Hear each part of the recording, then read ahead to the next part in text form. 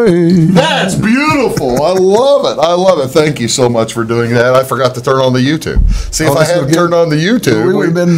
We'd have been just here locally. But I want this national. Oh, we got to get this thing out national, worldwide, Gary. Okay. We got to get this thing out worldwide. Ladies and gentlemen, welcome back to Big Talk with Bruce Dickey. I'm Bruce Dickey. Thank you so much for tuning in. My guest now, it's the Frank guy. It's Gary Burt. How you doing, Gary? Thank you so much for being here. I'm doing good. I really do appreciate it. Gary is originally from Florida. He now hails from California. He's come back to Florida for a big event this weekend. Tell me what's going on, Gary. Well, I'm doing a fundraiser for the library. I actually approached them. I have been in Florida since until I left 6 years ago, and I'm a professional entertainer. Okay. I worked in St. Louis about 6 years before I left Florida. I would work at the Newton Power Station, and then I would boogie from there and go to St. Louis on a Friday afternoon and get there about 5:30, and then I was on a Mama Campese's. Mama Campese's. Where was Mama Campese's? It's still there, and it's up on the hill. It's up on the hill, and I worked there Shaw? for. No, yeah, I can't remember the name of it. It's on Dagburg or something like that. It's up there. It's kind of right smack dab in the middle of everything. But it was an old house. Most of the houses, what happened was people needed to make a living, so that because the mines had closed, you know, back in the late. And so they opened these restaurants. But I worked there for about 6 years and kind of cut my teeth and learned how to do the Sinatra thing. I do a Sinatra style of music. I've been doing it since high school. I had a vocal teacher by the name of Floyd C. Smith. Most people in Florida know who Floyd C. Smith is. He was a local principal, and he taught voice for several years. I was in a group called the Kids from Florida. I sang for them for years and years, and I have just always had my hand in doing this kind of thing. And then I retired in 2011 and moved to California and decided to be close to your children, grandchildren. Yeah, close to my grandchildren, my kids, and I just have a lot of fun. For a retirement job, you can't beat it. I work when I want to, and I approached the library here because I had felt like I wanted to come home and do something in the community, because this is where I grew up. You know, it was a great place, a great hometown. Yeah. People are, if I got in trouble on one side of town, by the time I rode home on my bicycle, which I could go anywhere and nobody thought anything about it, Mama was standing at the front porch racing. She knew about it. She knew about it. She knew about it. But that it's a great community, and I'm doing this fundraiser for the library, and basically I approached them. I said, I'll pay all the bills, I'll take care of everything, and if we make a profit, you guys will get it. And so they're getting the money. That's great for the concert. But I've been doing this for some 50 years. I know the Frank Sinatra music. I know that style. I do Bud Belay stuff. I do some Tony Bennett. I do a little this and a little that. But mostly I stick to that crooner style. What made you? I was going to say, what made you choose the Frank Sinatra? Other than, I guess, just that's what you enjoyed listening to more than anything else. Well, did you find it suited your voice? You hit it on the head. When I was in junior high school, there was a teacher named Jerry her name was Ann Wallace, and she became Ann Herring. Okay. And I went in one day because I'd recorded myself on a tape recorder, and I liked what I heard. And sometimes you just have to believe that. Well, sometimes that's the thing. The sound of your voice in your own head is different. It's different from what you hear returning back to you. That's right. And anyway, I walked in Mrs. Wallace's room and I said, Miss Wallace, I think I can sing. And she played the piano. How old were you? I was junior high. I was probably about 14 or 15. Okay. And she said, well, Gary, I think you really can. So she pointed me toward Floyd C. Smith, who was the vocal teacher and local high school principal. So I went in there, and he heard my voice, and he said, you got a natural baritone voice. So he started me out with Sinatra music. Okay. So I've been doing it since I was about 15 years old. And and I really, really enjoy that style of music. Some people ask me, well, what's a Frank Sinatra style? Well, I say Frank Sinatra had Jimmy Kahn and Van Heusen write him a song one time, and it's classic. It goes, if you were to sing it just without just a normal way it would sing, it'd go, when somebody loves you, it's no good unless they love you. All the way, 3 breaths. Yeah. Now, when Sinatra did it, when he was in the prime, when he was doing things he was in the Harry James Orchestra. Or the 40s. Yeah, and he heard Harry James take these phrases out on the trumpet for long periods of time in one breath, and he got to doing that same thing. So, example of that is, when somebody loves you, it's no good unless they love you all the way. Ladies and gentlemen, one voice. That's in one breath. Yeah, that's impressive. But I learned that's where the vocal train comes in. You know, I hear people try to do that kind of music, and they haven't trained to do it. Yeah, they don't know how breath control. They don't know how to phrase. You know, and that was the thing. I mean, I think style has a lot to do with why entertainers are good or bad what they do. I mean, we talked about Willie Nelson the other day. Yeah, and Willie was interviewed one time, and he said, well, I can't really sing. He said, what do you mean you can't sing? He said, well, I'm not a Sinatra or anything like that. But he says, I know how to get it out of the song. Yeah. I wrote Crazy. Now, when I sing Crazy, that's the way it's supposed to be. It sounds when Willie sings it sounds differently from Patsy Cline. That's right. But I have some Willie Nelson albums. I used to listen to Johnny Cash all the time, and I have Sinatra. But everybody, you know, when you have a style and when you do things the right way, you know, it really pays. I really have a passion for what I do. I enjoy being in front of an audience. I know some people think that's a little strange, but I learned it. I really enjoy. You see that you're talking to a guy who has an audience. So hopefully. But I mean, it is a little odd. If you could talk to 500 people, there are probably 5 of them that enjoy standing up and publicly speaking or singing. Right. That's right. And it's kind of a gift, isn't it? I think so. I think you just have to want to do it. And I'm working with my granddaughter now. She's taking acting lessons, and I encourage her. I said, "Oh, really?" I said the only way you can get in front of an audience and do a good job is just to keep getting in front of them, and then you're not scared anymore. Then you get used to it. Then you get used to it. Yeah. This show on Sunday. It's this Sunday. It's at the library, right? Yeah. No, it's not at the library. I'm sorry. It's the Florida High School. Well, let me do my little spiel here. I'll do the spiel. Okay. I've got the Legs Up production from Wayne City. They're my dance team. They're going to be doing. Wait a minute. Hold on. You have dancers coming too. I have dancers coming. And, ladies and gentlemen, I have a professional show. I've got. They're going to be opening with New York, and they're going to be kicking to that song. You're singing, and they're going to be dancing. I love it. And then I've got Tammy Renee Harris, who's a local celebrity, who's a very accomplished entertainer. Very talented young lady. She and I are going to be doing a little solo piece, and then I'm going to cut her loose to do some Broadway songs. And then when we get done with that, then I'm going to finish out the show with the. I'm calling the show. Don't need to tell everybody what you're singing, do you, Gary? No, we're going Hollywood. Okay, going Hollywood. And the idea is that back in the 50s and 60s, a lot of the music you got to see or hear were Broadway songs, right. or TV or movie songs, or movie songs. Right. So, and I've kind of gone through my repertoire. I've got about 4 hours of stuff, and I picked out songs that kind of represent that, and we're going to be doing that. I'm doing something different. I think people will enjoy what I do because it's not the country show. It's not the rock band. Right. I'm doing a show about the 50s and 60s music, and it's presented in a timely fashion, right? Of contemporary fashion. I have some Bublé arrangements of some Bublé. Michael Bublé. I'm always getting in trouble. I'm telling you, it's Bublé. It's not Bublé. These French guys get me in big trouble. But anyway, I'm doing some of his arrangements, and I just enjoy what I do, and I think I build good rapport with my audience, and they want to listen to what I have to say. What time's the show start on Sunday? It's 2:00 in the afternoon. It's being held at the high school auditorium. That's 600 South Locust Street down in Flora. You can buy tickets either at the door. They're on sale at the library. You can go into the library and pick them up, or you can go call 618-662-633-6553.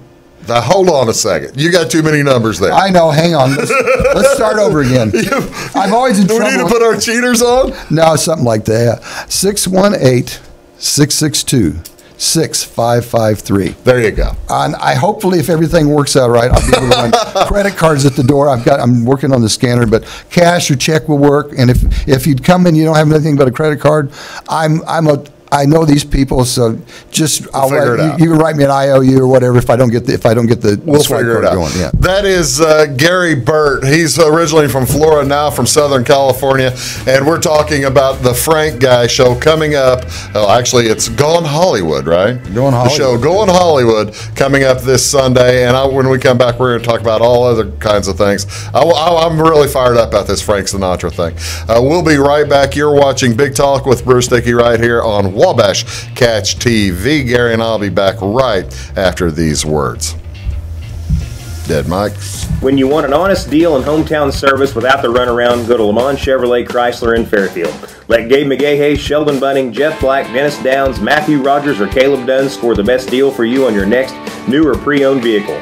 Parts and service departments with factory-trained technicians and express lane and state-of-the-art tire and alignment technology. Le Mans always inspects your battery, antifreeze, wipers, and tires for free. We want you prepared for the open road ahead. Open 24/7 at lemansonline.com. You'll like the way we do business. Get what you want and nothing else when you order a la carte internet from Wabash Communications. Wabash Communications is now able to offer a la carte internet called broadband only with fast download and upload speeds, reliable service, and unlimited data usage. No phone service is required for our broadband only plans. Our broadband only menu includes packages up to 1 gig download. Call us at 665-3311 now to order. Service availability and internet speed will depend on location. Contact us for details. Welcome to Clay County Hospital. Clay County Hospital and Clinics offer the best in services and care in the area with a staff that strives to provide the very best in patient-centered care. We offer full hospital services including radiology, therapy, surgery, labs, and emergency services. Our clinics located in Flora, Louisville, and Clay City allow us to reach out to Clay County residents so that you never have to go far from home for your healthcare needs. In addition to our regular provider staff, we also offer affiliated specialty provider services at our Flora clinic. Finally, have a minor injury or illness but don't want to wait for an appointment?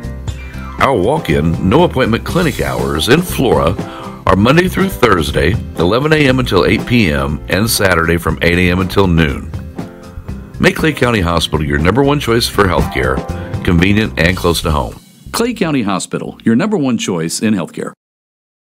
At Wabash Communications, our goal is simple, to keep people connected. And today we are doing just that, better than ever, by delivering the latest technology and personal service only a local provider can offer. We offer services anywhere from fast, reliable internet, TV services, and home monitoring solutions to crystal clear local and long-distance phone service. Wabash continues the commitment we started back in 1952, delivering a great connection to the most important people we know, our customers. So choose Wabash, the local service from people you can trust. Hi, my name is Bruce Dickey of Wabash Catch TV's Big Talk with Bruce Dickey. Watch us each weekday right here on your local cable station. We're on at 9 a.m. with a repeat at 9 p.m. It's your local TV talk show with plenty of information, fun, and frivolity to get your day started right or maybe even ended right. Please contact me at 665-9970 or at bruced@wabash.net if you are a member of your organization would like to be a guest on the show. That's 665-9970. Big Talk with Bruce Dickey. Hey, thanks for watching. Come see us at Anthony's Wild West in downtown Flora. Enjoy salad, pizza, and pasta buffet 11 to 2 Monday through Saturday. Not hungry for pizza? Our menu features a variety of food for every taste. Our dining room is large and spacious for two or a crowd. Let us help you host a private party in one of our banquet rooms. Visit the Fallout Shelter to have a drink with good friends. Then try your luck at one of our 5 gaming machines. See you soon in the Wild West.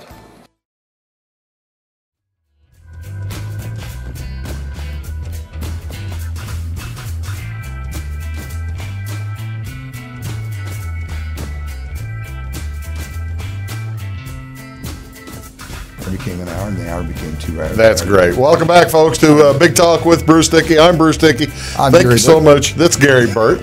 He's the Frank guy. We're calling him the Frank guy. He's not name's not Frank at all, is it? Oh, well, you didn't tell me about my truck. I didn't. I'll let you tell about it. By the way, if you're driving around Flora and you happen to see a truck with a great big face on the side, ladies and gentlemen, Mr. Gary Burt. Well, I was in San Diego, and there's 3.5 million people in San Diego County. Yeah. And I wanted to get my name and face out there. What's a little hard when you start talking about advertising there? It's like real expensive. Yeah. So I started looking around, and I found out that you could wrap a truck for about $2,000. So I bought a little Ford Transit van. Sure. And I took it and put all your equipment in. Put all my equipment in there. And I got about $7,000 in it, and then I put about $2,000 in the wrap. And shoot, it's a rolling billboard, and people see it. Yeah, does it work? Does it? Oh yeah, it works big time. I was trolling down the interstate near Del Mar, heading south to San Diego, and a lady followed me for about a half an hour. She got home, she called me, she said, I've been looking at this for about a half an hour. She says, I think you'd be great for our ladies' yacht club luncheon. So I said, I think I'd be great too. So she said, how much do you want? I said, $300. She said, oh, that's fine. I was like, I'm at $5. Oops, I misspoke. I was jumping up and down, but trying to keep from crying. But anyway, I went and did the gig. They paid me $300. I got $100 in tips, and I was in hog heaven. And you probably picked up some other gigs out of that. Oh yeah, I'm meeting people that can hire me. And, yeah. But this is a business that if you don't toot your own horn and you don't ring your own bell, nobody's going to do it for you. Well, that's one of the things I was going to ask you. You're probably not the only Frank Sinatra, not impersonator. I'm sorry, Frank Sinatra, person who sings in the vein of the Sinatra time frame. Yeah, well, I do a crooner style. Crooner style. I don't.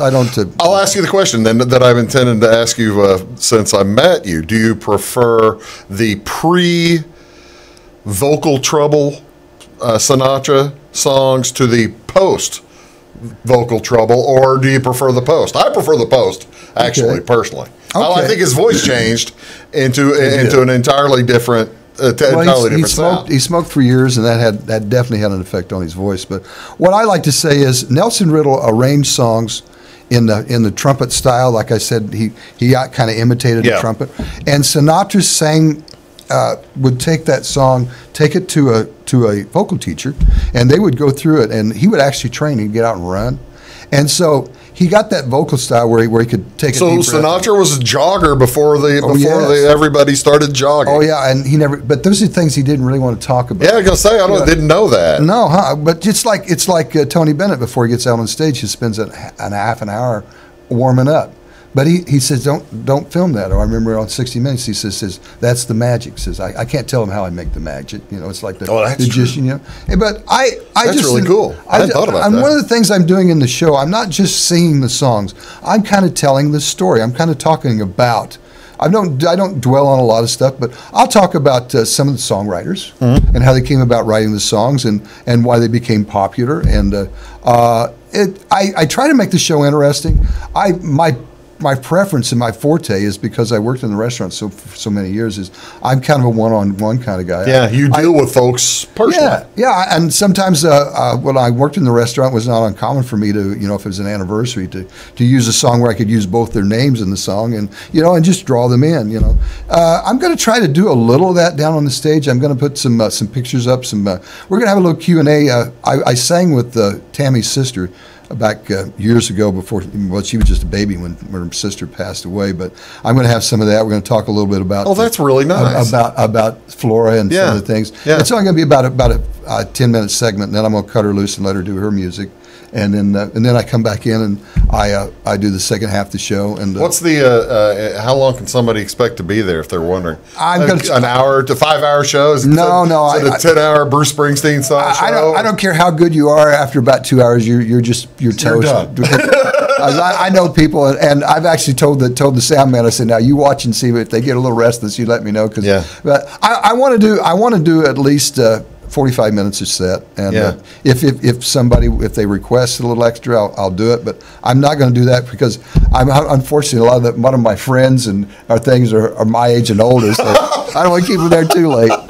Yeah. Well, now that's understandable. Again, Gary is going to be appearing at the Flora High School Auditorium this Sunday at 2 o'clock, and it should be an outstanding show. The Leg Productions are going to be there for the start of it, and then Tammy Renee Harris throughout the rest of it. If you had to pick one, you've already sang it twice, so can't pick that one. Oh darn! If you had to pick your favorite outside of that first song, what would it be? Oh my gosh, I love. You can't really pick.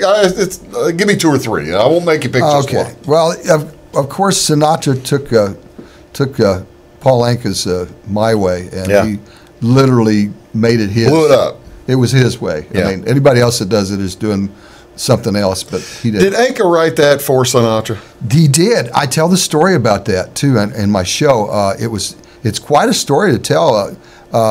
I'll tell it now, and then if people want to hear it later, they can. Sure. Anyway, what happened? Paul Anka was vacationing in the south of France in 1964, I believe it was, and he had one of those big clunky portable radios, and he was sitting on the beach and listening to the radio, and this French tune came on called, I think it's Not Now, and it was written by a Frenchman by the name of, all I can remember is the first names. It was Claude and Jacques, and anyway, he heard the song. And it just struck him to be a really neat song. So he contacted the radio station and found out that these two guys were both from Paris. Mm-hmm. So he took the train from Cannes, where he was at, to Paris. And he went and found Claude and Jacques, their publicist. And he bought the rights to the tune for Not Now. Okay. And I actually, because of the internet now, you can see almost anything. Yeah. Jacques was a performer. Okay. And well known in France, and he actually wrote the lyrics, and Claude, I think, wrote the music. But he bought the rights to the song. He takes it home, he puts it in the file cabinet. He flies back to New York, where he has an office, and he puts the song in a file cabinet. And then probably 4 weeks later, he was touring and doing shows down in Miami. And after the show, he went to a notorious gangster down there. So home, big estate, and was there. And he was walking around with a cocktail, and he back in the corner sitting Frank Sinatra. So he gets back there and he sits down and says, "Hi, Frank, how you doing?" He says, and they get to talking. He says, Frank said, I'm 56 years old. He says, I've done everything in show business I can do. He says, I think I'm going to hang it up. I'm just tired. I really don't want to do this anymore. He said, I think I've done everything that can be done. So Paul thought they both parted company. Frank flew back to Las Vegas. He was playing at Caesar's Palace. Yeah. And Paul went back to New York. He gets off the plane. He just couldn't get what Sinatra said to him out of his head. So he goes back to his office. He pulls out that song by Claude and Jacques, and he starts looking at it. He pulls out an old Olympic typewriter, sets it on the desk, puts a piece of paper in it. He starts thinking, what would Frank Sinatra say if he was singing to this tune? And he sat there, and literally within 3 hours, he wrote. No kidding. He wrote the song. Wow. And he was so excited. He called Frank Sinatra up. He said, "I got something for you. I want you to hear." So Frank said, "Okay, come on." So he flew out to Las Vegas, met up with Frank. Frank was in the middle of a recording studio session, and he looked at the song, heard it, thought a little pretentious, but decided to do it anyway. And anytime you hear the song, the original song, it's the first take that he took. No cuts, no overdubbing, no replacing anything. Is that right? And that's usually the cover song you hear. And then I go into the song and I sing the song, and then I tell them all, and then it makes sense. It does make sense. I mean, knowing the song myself, that's just outstanding. Yeah, and here's the thing: his publicist, Paul Anka's publicist, got mad and all get out. I said, "Why didn't you record that first?" He said, "I wrote it for Frank Sinatra," and that's the truth. Well, that's the thing. Sinatra was always generous. He would tell everybody every show, "It's a Paul Anka song." Yeah. Yeah. Yeah. Even though it was, basically it was him, but he was telling people all the time. Oh yeah, but you had Elvis to cover it. You've had artist after artist. Willie Nelson has the album comes out this week covering Frank Sinatra. Current Sinatra. Unbelievable. But he was the standard. You talk to anybody who does that kind of music, they say, well, it was Frank, and Frank's mentor was Bing Crosby. Well, yeah, I wonder who Bing's was, because there was no recording before Bing. Rudy Valley. I guess so. Yeah. That makes sense. And what was so neat about it was he was the first baritone. Everybody else were tenors. Yeah. World famous tenors. Go ahead. We're running out of time. I can't believe it. I need you here longer next time. Will that work for you? That works for me. When's the next trip back to Florida? I don't know if this pans out, if I sell any tickets. All right. I will be back. Again, it's Gary Burt. He'll be at the Flora High School Auditorium this Sunday afternoon at 2 o'clock. Go see it. It's going to be a great show. Gary, thank you so much for being here. Thank you, Bruce. I really do appreciate it. Me too. Folks, that's Big Talk with Bruce Dickey. We'll talk to you all again tomorrow. Have a great day. Thank you so much.